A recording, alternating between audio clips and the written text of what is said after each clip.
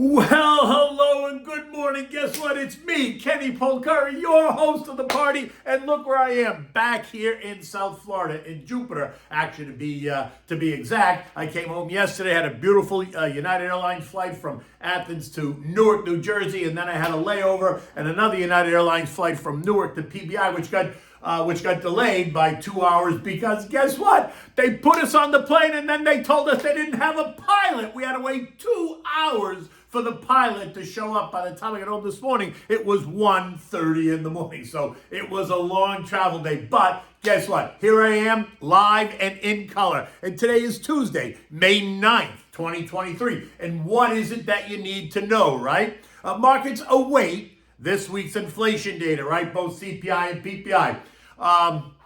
The debt ceiling negotiations are going to kick off in earnest today at the White House. Let's just see how that goes. Treasury yields rise, oil rises, gold rises. California is the first state to default on $18.5 billion worth of debt.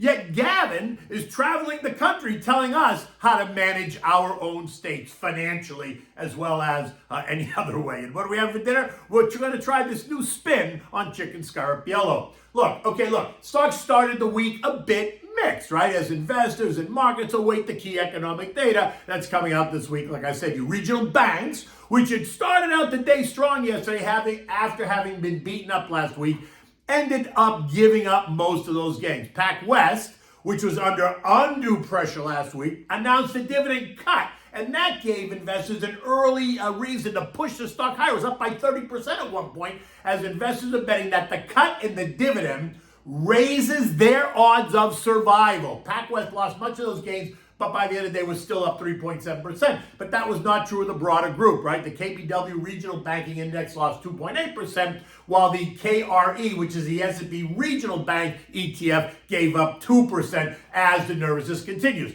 On Friday, JP Morgan came out with a note and said, due to the recent activity, the regional banks were screaming buy. Okay, those were my words, not exactly theirs, but essentially they said the same thing.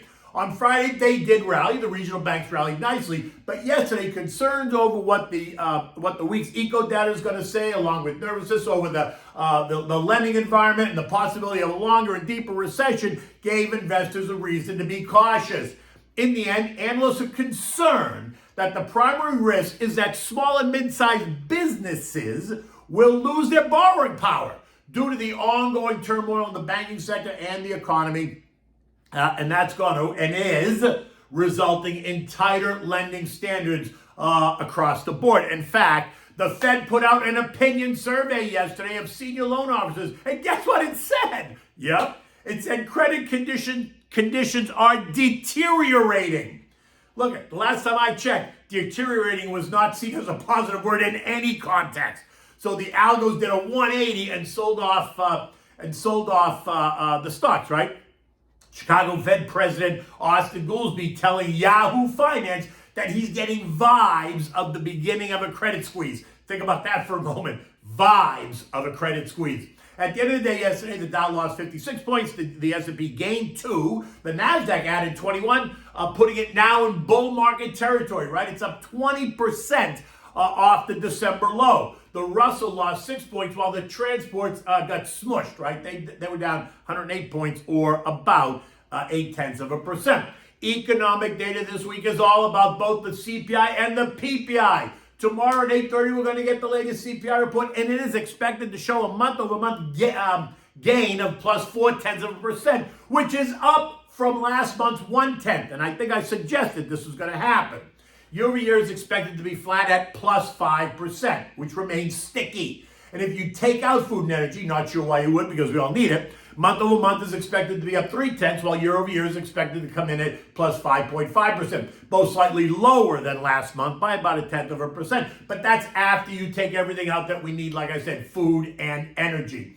And so here's the issue. What will that cause the Fed to say and do now? Recall that Friday's non-farm payroll report was stronger and wages were higher.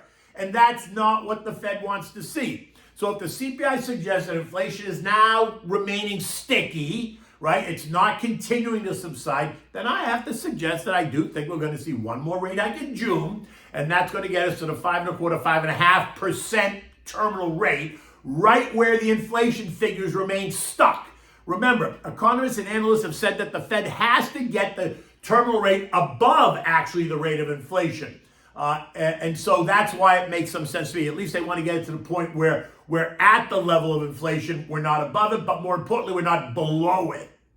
Then Thursday brings us to PPI, right, which is the Producer Price Index, which is a report that reveals what producers are paying for the raw materials that they need to produce the stuff that we all buy. Now, if you remember that stunning negative print last month, right, PPI fell by 0.5%, right, which was a stunner. Well, that's not supposed to be the case this month. PPI on the top line is expected to be up 0.3%, which is an 0.8% swing. While the PPI final demand is expected to be up 2.5%. Once again, if you take out food and energy, PPI is expected to be up 0.2% month over month versus the negative 1% print last month, and it's up 3.3% year over year. In any event, unless those numbers veer so far from the expectation, my guess it means nothing for any change in what I expect the policy to be. One more hike and then a pause. Not a pivot, and I don't think we're getting a pivot at all this year, contrary to what the trader types are trying to shove down your throat. Of the 11 broad S&P sectors, 7 were lower. Not significantly, but they were lower. Industrials, utilities, tech, consumer staples, healthcare, basic materials, and real estate all ended the day slightly lower. Energy was flat, while financials, consumer discretionary, and communications were all higher. Communications were amongst the strongest in the group, up 1% on the day.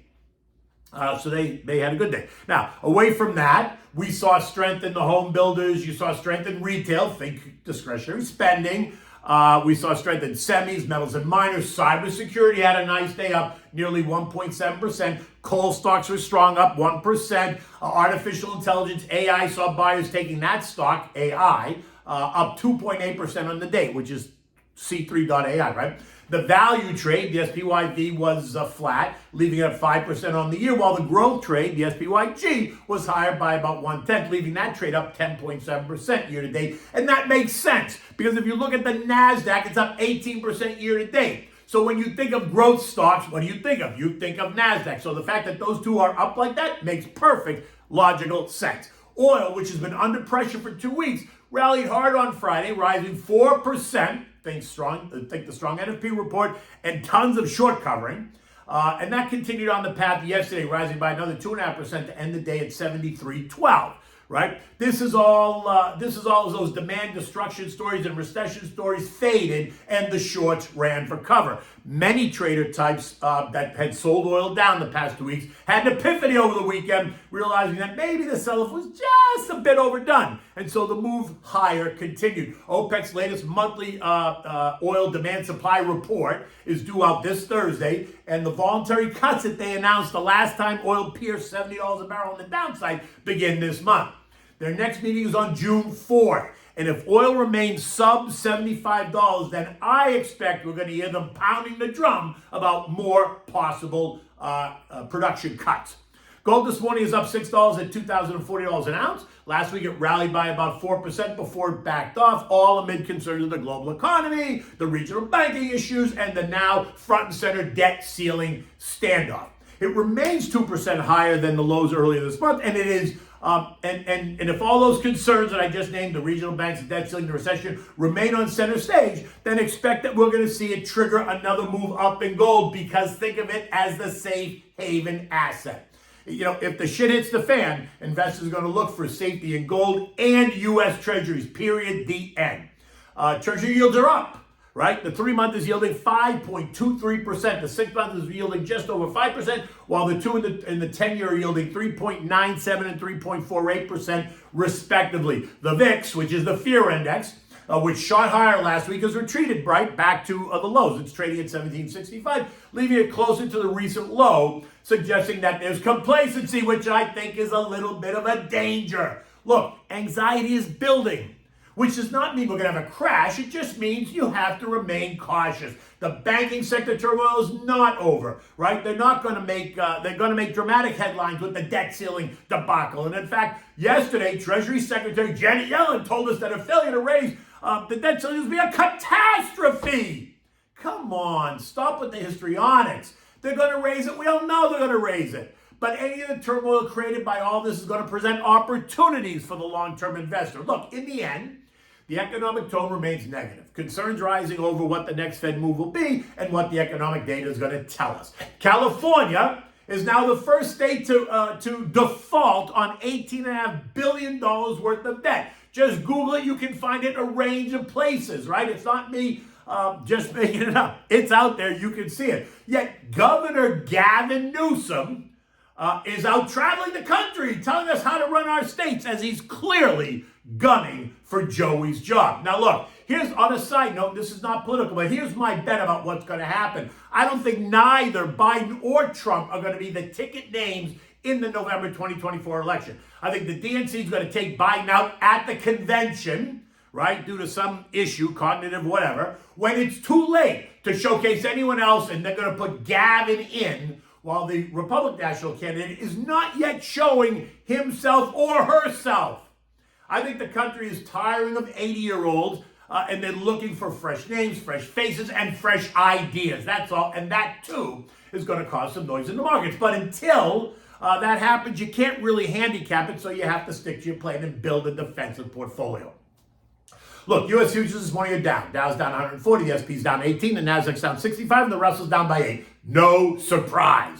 European markets are also a bit lower. France is, though, in the lead, down 1%, while the others are down somewhere between 0.5 and 0.8%.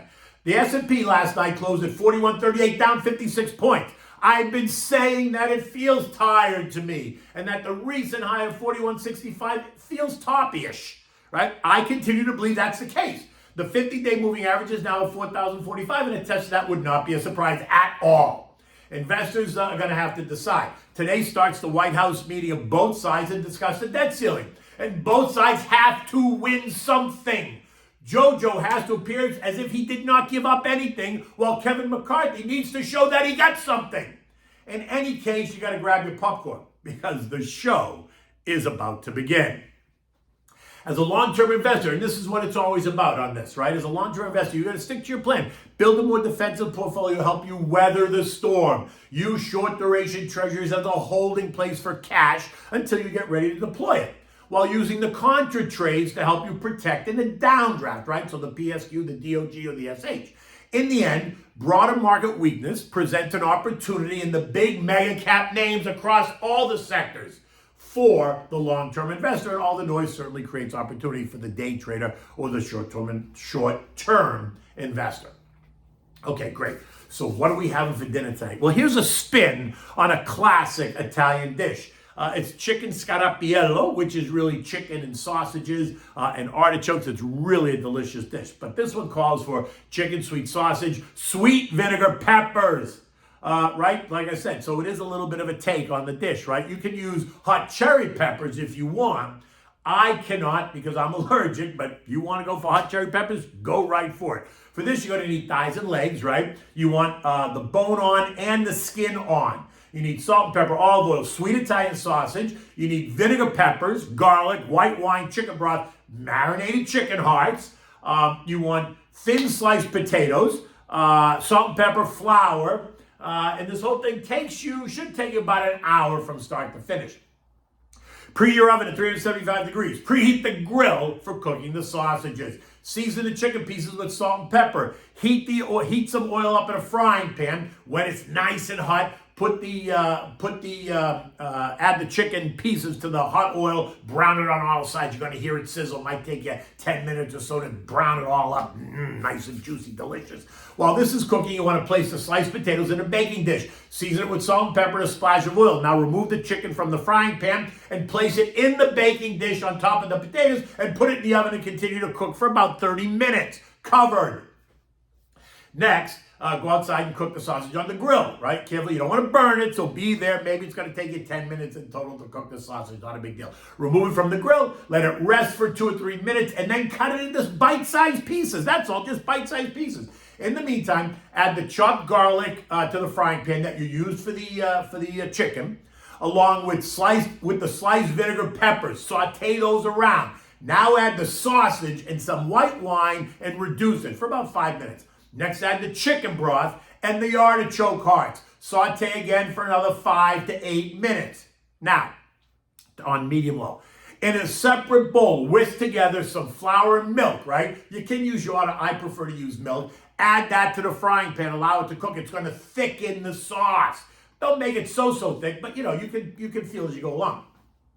If it gets too thick, you can add a little bit of a beef broth to kind of reduce it, right? Now, take the chicken out of the oven with the potatoes, put it all in the frying pan, put it all together, cover it, let it sit there for a little bit until it all comes together. Now, serve this on a large warmed platter, family style. Accompany this with a large mixed salad dress. You know me, I like simple. Salt and pepper, dried oregano, fresh lemon juice, and olive oil. Toss it, delicious. It's simple. It's the chicken and the sausages and the artichokes that really carries this dish. And now you want to enjoy this with your favorite chilled white wine. And you know me, the one I always use to cook and the one I always use to drink is the Pinot Grigio Santa Margherita. In any event, look at that. It is just a beautiful day outside. You can catch me at 12 o'clock on Neil Cavuto's show on Fox Business. I'll be on at 12:05 and then again at 12:45. In any event, until tomorrow, take good care.